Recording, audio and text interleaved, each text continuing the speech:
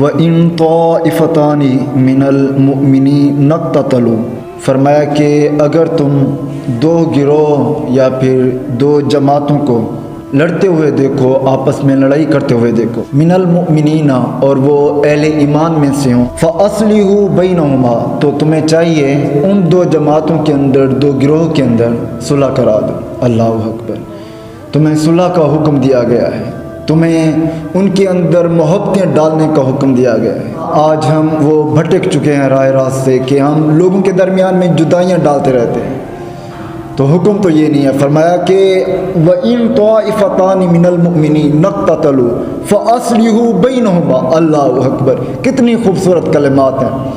اگر تم مسلمانوں میں سے، اہل ایمان میں سے دو لوگوں کو، دو گروہوں کو آپس میں لڑتا ہوا دیکھو، تو پھر تمہیں حکم یہ ہے کہ ان دونوں کے درمیان میں صلح کرا دو، ان اللہ کے بندوں کو آپس میں قریب کرا دو، دلوں کی تمام نفرتوں کو مٹا کر ان کے دلوں کے اندر محبتوں کو بھر دو۔ قرآن تو ہمیں یہ راستہ بتاتا ہے، اور ان ھذا القرآن یہدی للتی ہی اقوم، فرمایا سیدھا راستہ وہی ہے جو تمہیں قرآن بتاتا ہے۔ تو کچھ سیدھا راستہ تو یہ ہے، ھذا ھدی، فرمایا یہ ہدایت والی آیاتیں ہیں ہمارے رب کی۔ والذین کفروا بآیات ربہم، اللہ اکبر، جنہوں نے اپنے رب کی آیاتوں کا انکار کیا تو ان کے لیے جو انجام ہے، اور جو اس کے آیاتوں کے برعکس کام کیے تو ان کا پھر انجام خیر نہیں ہوگا۔ تو کہا گیا ہے کہ تم اگر دو گروہوں کو، دو لوگوں کو اہل ایمان میں سے لڑتا ہوا دیکھو تو تمہیں چاہیے کہ ان دونوں کے درمیان صلح کرا دو۔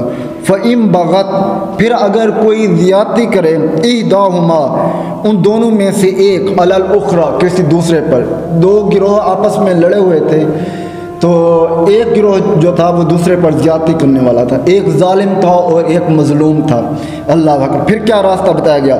فَقَاتِلُوا الَّتِي، تو تم لڑو اس سے، اللہ اکبر، لڑائی کرو، بائیکاٹ کرو، تبغی، اس کے ساتھ جس نے زیادتی کی ہے۔ اللہ اکبر، جو تمہارے مومن بندہ کے ساتھ، مومن کے ساتھ، اہل ایمان کے ساتھ جس نے زیادتی کی ہے، تو تمہیں چاہیے اس کے خلاف تم بائیکاٹ کرو۔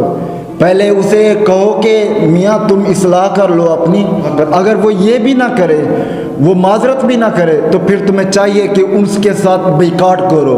فقاتلو، تو تم لڑو، اس سے اختلاف کرو، التی تبغی، اس کے ساتھ جو زیادتی کرتا ہے۔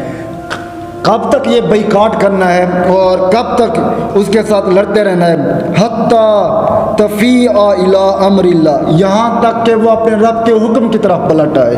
اس کے رب نے جو راہ بتائی ہے وہ اس کی طرف جب تک پلٹ کر نہیں آتا، تم اس کے ساتھ مل جل کر بیٹھ نہیں سکتے۔ اللہ اکبر، تم نے اختلاف اپنا قائم رکھنا ہے۔